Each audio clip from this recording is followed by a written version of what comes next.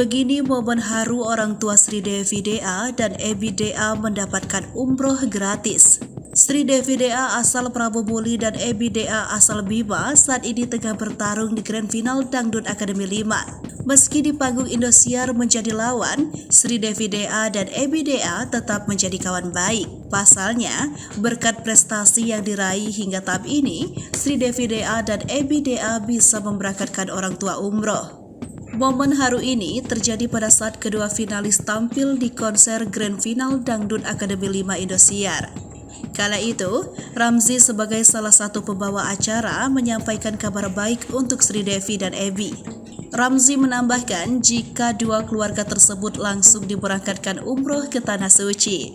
Mendengar rezeki tak terduga, orang tua Sri Devi dan Ebi seketika terharu. Tak hanya kedua orang tuanya, Sri Devi dan Ebi juga terlihat tak percaya akan berita bahagia itu. Bahkan, mata mereka berkaca-kaca lantaran mendapatkan hadiah yang tak disangka-sangka berupa umroh gratis.